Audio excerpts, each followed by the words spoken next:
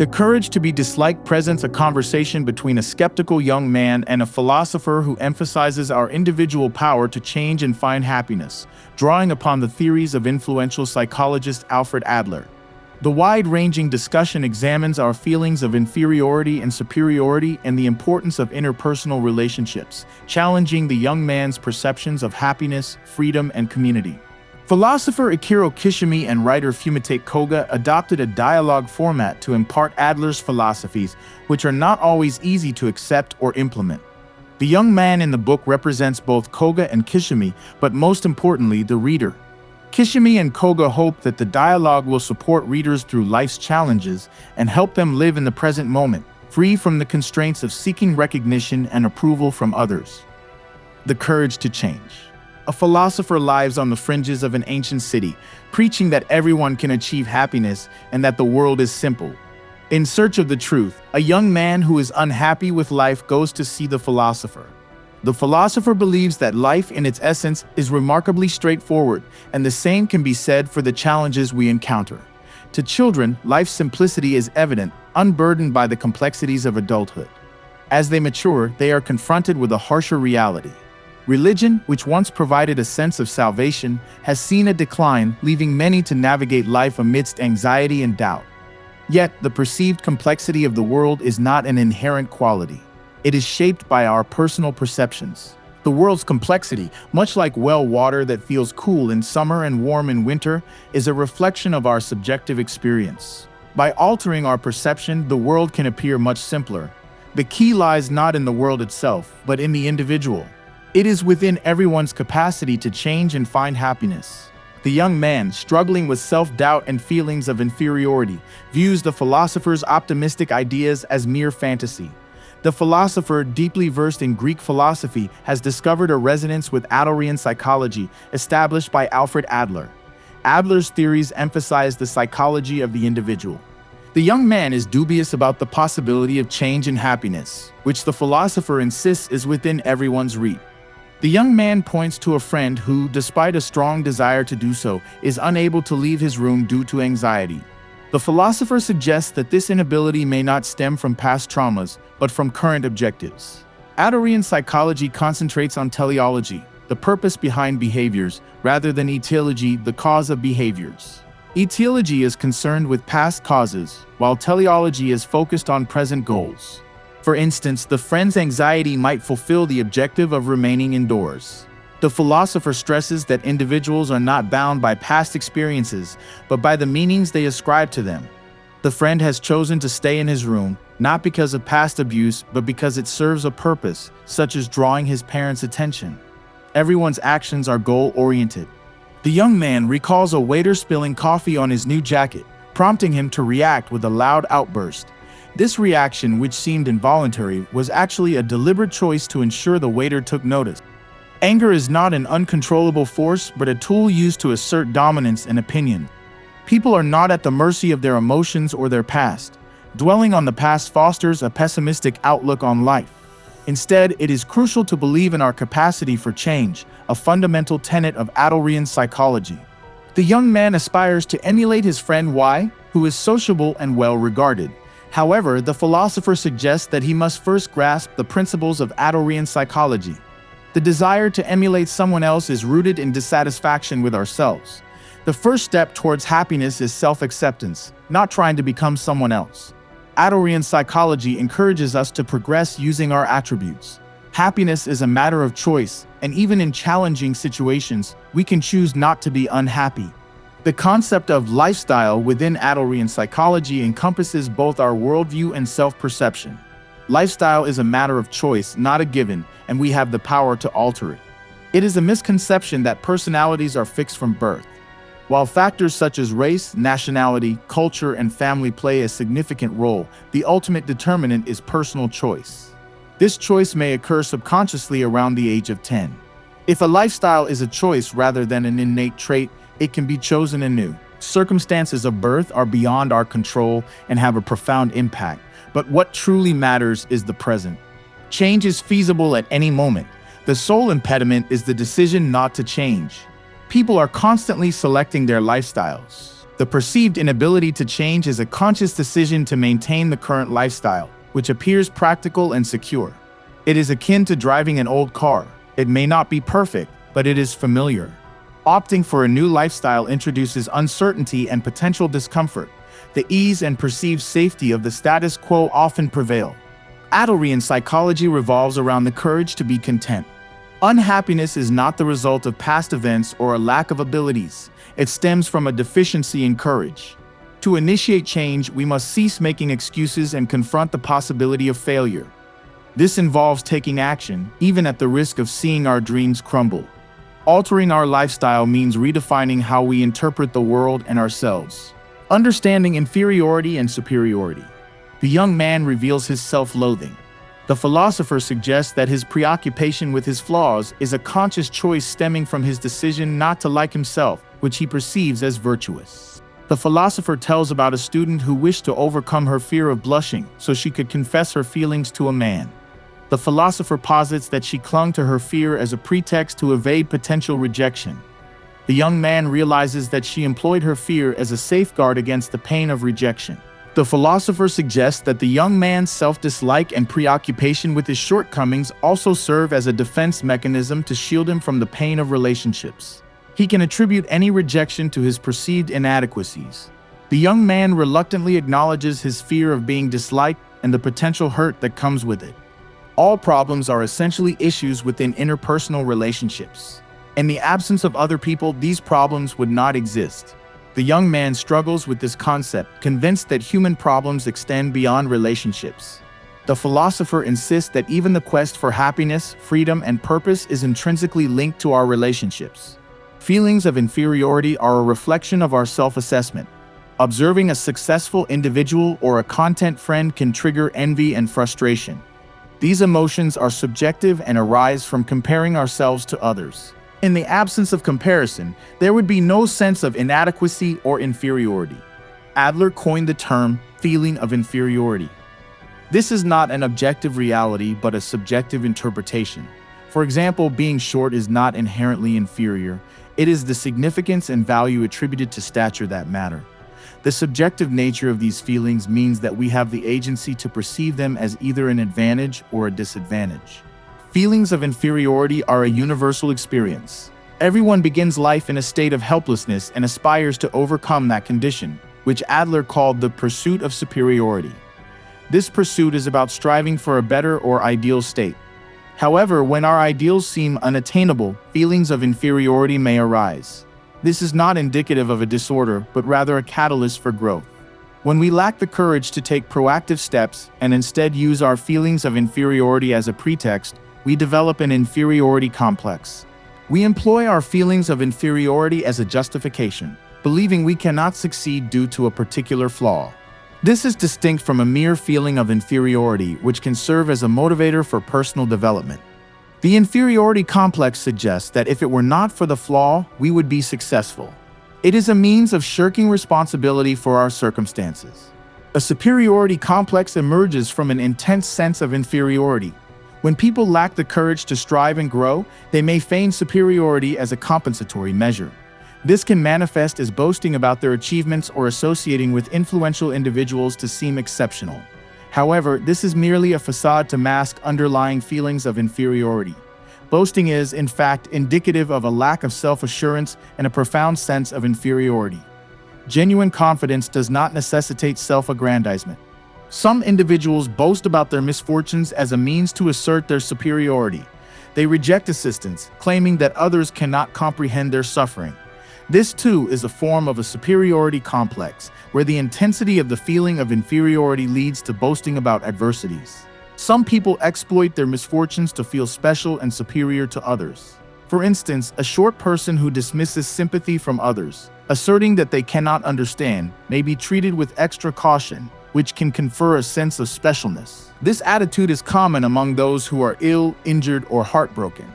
They manipulate their suffering to exert control and elicit concern. Adler observed that in our culture, weakness can wield considerable power. While it is true that no one can fully comprehend another's suffering, relying on misfortune to remain special implies a perpetual dependence on that misfortune. The young man finds it difficult to accept that life is not a competition and we should refrain from comparing ourselves to others. A healthy sense of inferiority stems from comparing ourselves to our own ideal selves. Recognizing that everyone is unique yet equal is crucial, and differences should not be equated with good or bad or superior and inferior. The young man, however, believes that competition is essential for self-improvement. The discussion then revisits the idea that all problems are rooted in interpersonal relationship issues. If competition is the foundation of our relationships, we will inevitably encounter problems and misfortune, as competition engenders winners and losers. This mindset leads to perceiving others as adversaries and the world as a hostile environment. The young man shares his experiences of being compared to his successful older brother and feeling inferior. The philosopher encourages him to view others as comrades rather than rivals, which will transform his worldview and alleviate relationship problems. Power struggles and interpersonal challenges. The philosopher distinguishes between personal anger, which is a means to compel others to submit, and righteous indignation against society's injustices, which is grounded in logic and persists longer. He advises considering the hidden objectives behind abusive behavior and recognizing that anger is often an invitation to a power struggle. When someone criticizes and provokes you, their intent is not merely to engage in discussion. If you respond with anger, you are playing into their hands. Even if you win the argument, the other party may seek retribution in other ways, such as by engaging in personal attacks. This is a deliberate choice to cause distress and agitation. Anger is only one of many tools for communication.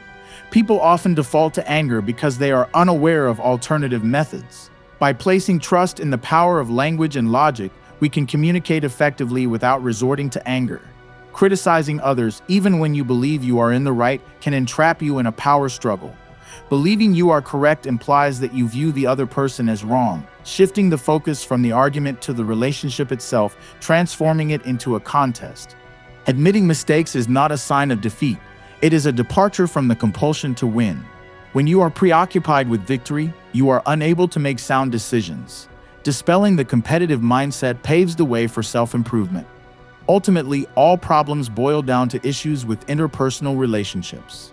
Adler underscores the significance of relationships because they are central to the courage to be content and to confront life's challenges, which encompass work, friendship, and love.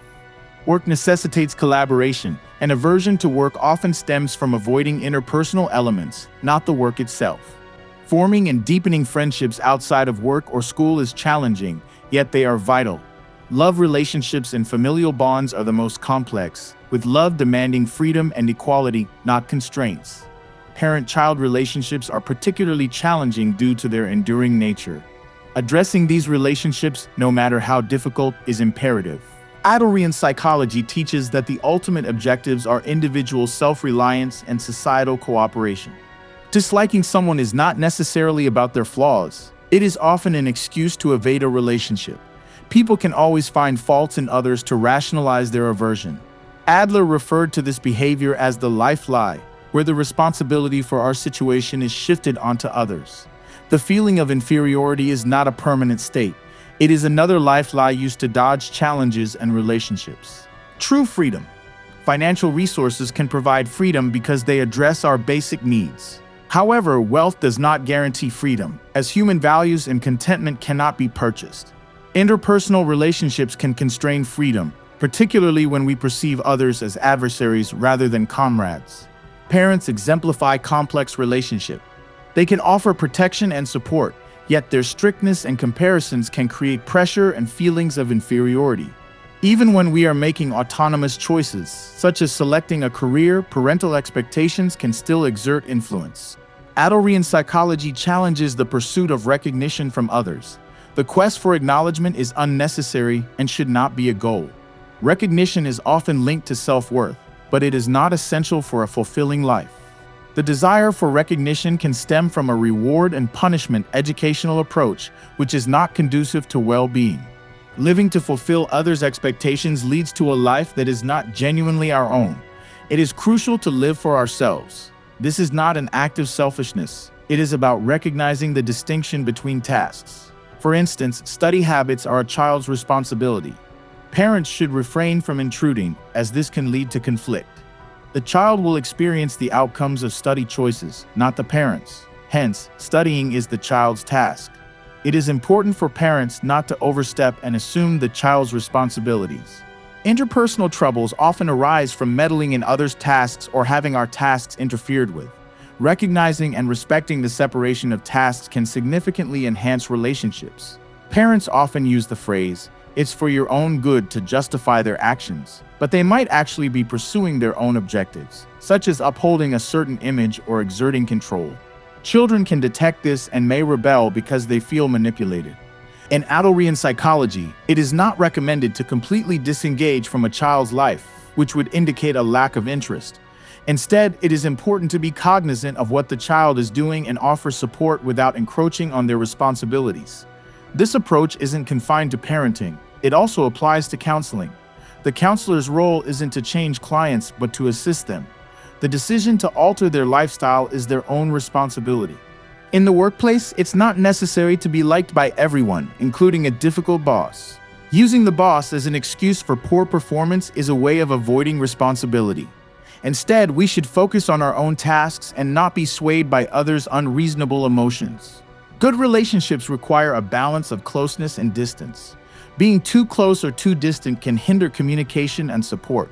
While it may be easier to intervene in someone else's tasks, doing so can prevent them from learning and facing challenges. It's easy to judge what others expect and play the role they want, but figuring out what we truly want is much harder. Not everyone has clear dreams and goals.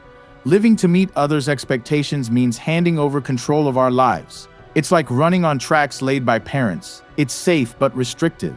If you choose your own path, you'll face uncertainty and the challenge of defining how to live. Choosing to live freely means accepting the possibility of being disliked.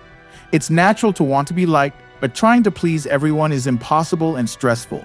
It's like a politician making promises they can't keep, which leads to distrust. Living for others' approval is a lie to ourselves and others. Separating tasks isn't selfish, meddling in others' lives is. Parents who impose their will on their children's education and life choices are being egocentric. Adults who criticize young people for living freely are often justifying their own lack of freedom. Freedom isn't about being liked by everyone. It's about being able to resist natural inclinations and impulses like the desire for recognition.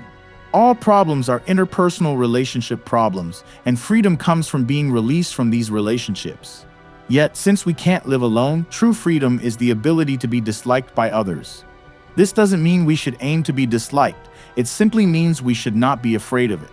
To be free, we must be willing to pay the cost of potentially never being recognized.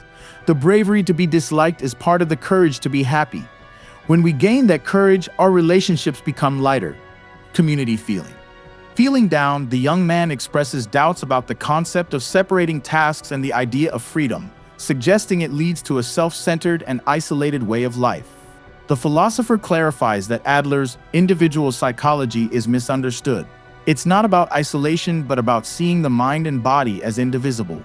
The young man challenges this, believing that understanding people requires seeing mind, body, reason, and emotion as separate. The philosopher counters, explaining that when emotions lead to actions like shouting, it's the whole person choosing to act, not just the emotion. The philosopher introduces the concept of holism, which views humans as indivisible wholes, and explains again that problems are often interpersonal issues. The separation of tasks isn't about pushing others away, but about untangling complex relationships.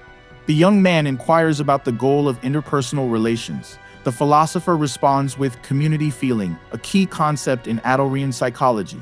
Community feeling is about seeing others as comrades and finding our place of refuge, leading to a desire to contribute to the community. Community feeling is important in achieving happiness, making us switch from focusing on self-interest to social interest.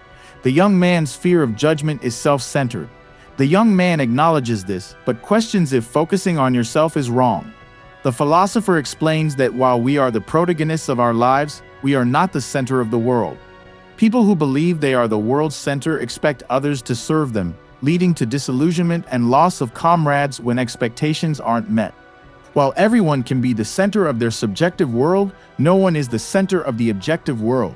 Being part of a community rather than its center is crucial.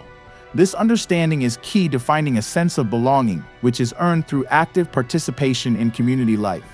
This means asking what can be contributed to others, not what can be received. The concept of community in Adlerian psychology is vast, extending to the universe and even inanimate objects. It's a difficult idea to grasp, but it's important to recognize that community is not limited to what's immediately visible. For instance, a retiree might lose their sense of belonging to their company and feel lost. However, they are still part of larger communities, such as those of the Earth and the universe. Even someone who seems disconnected from society, like a jobless and friendless person living off an inheritance, is still part of a community. Simple acts such as buying bread connect them to a network of people and process.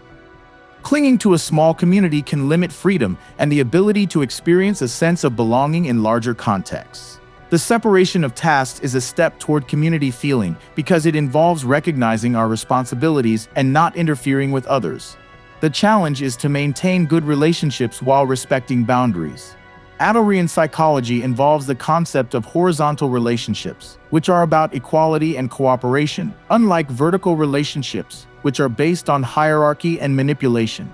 In parenting or any relationship, Adlerian psychology advises against both praise and rebuke, as these can create a sense of hierarchy and are often used to manipulate. Instead, relationships should be horizontal, recognizing that everyone is equal but not the same.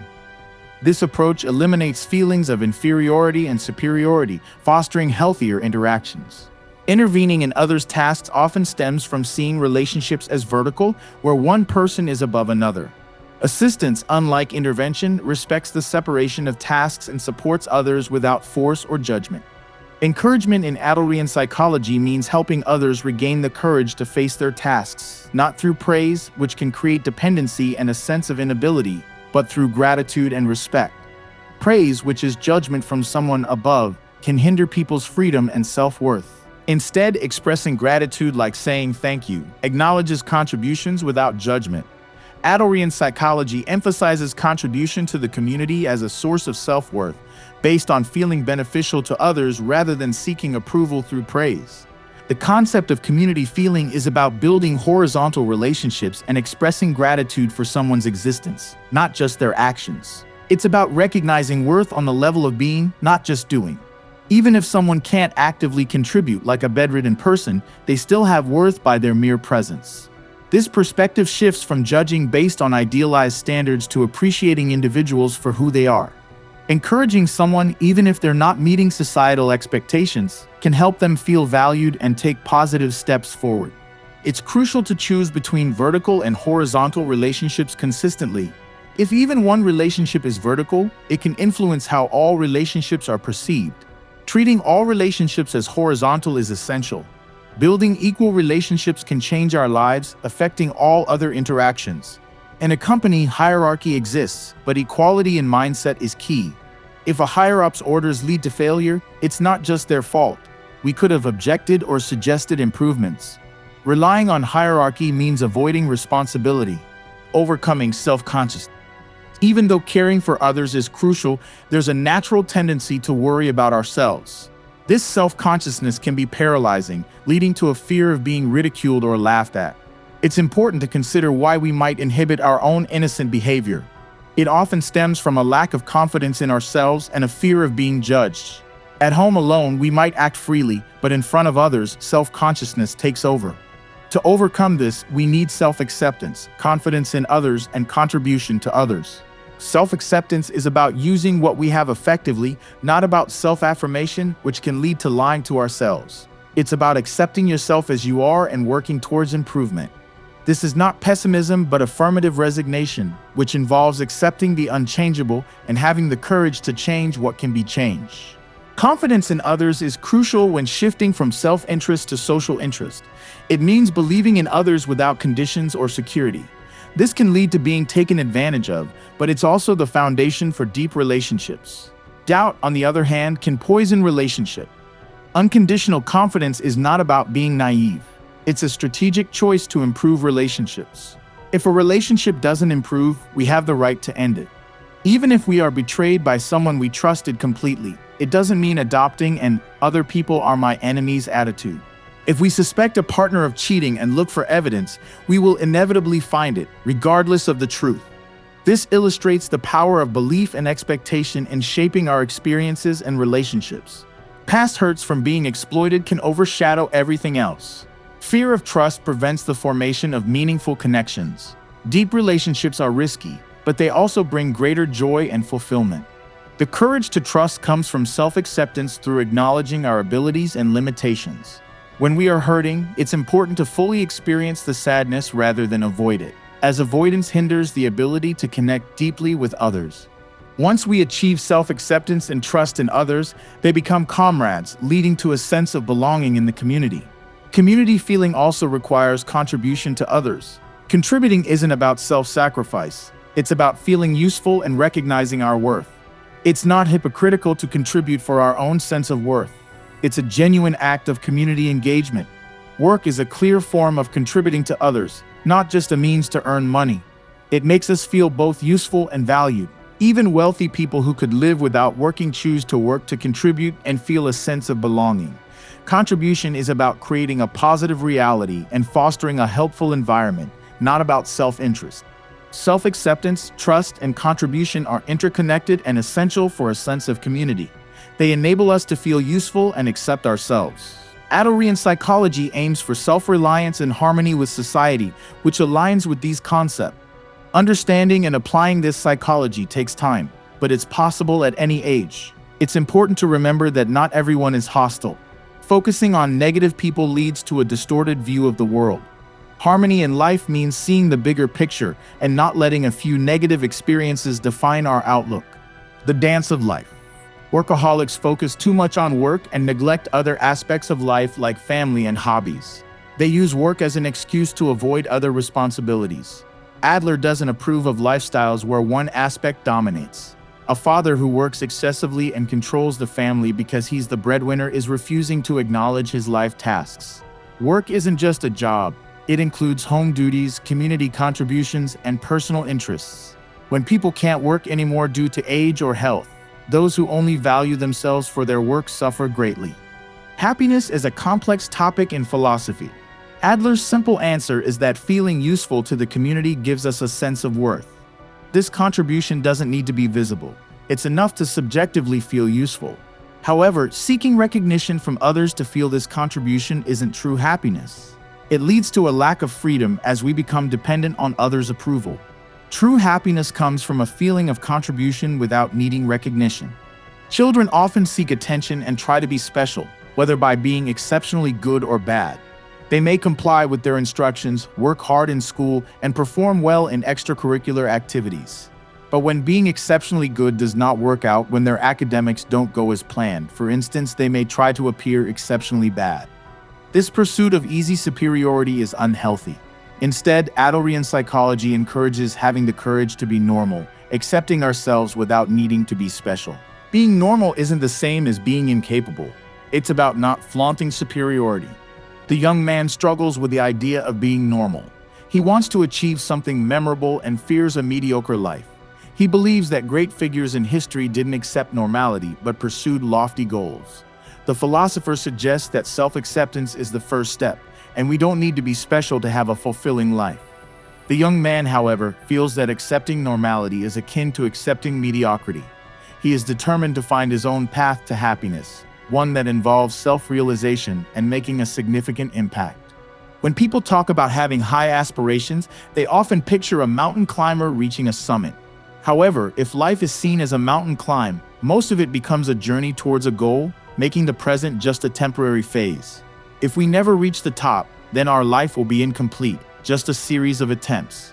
Adlerian psychology suggests viewing life differently, not as a linear journey with a beginning and an end, but as a collection of individual moments. It's more accurate to think of life as a series of dots, each representing the present moment. Adults often impose linear lives on the young, suggesting that following a conventional path leads to happiness.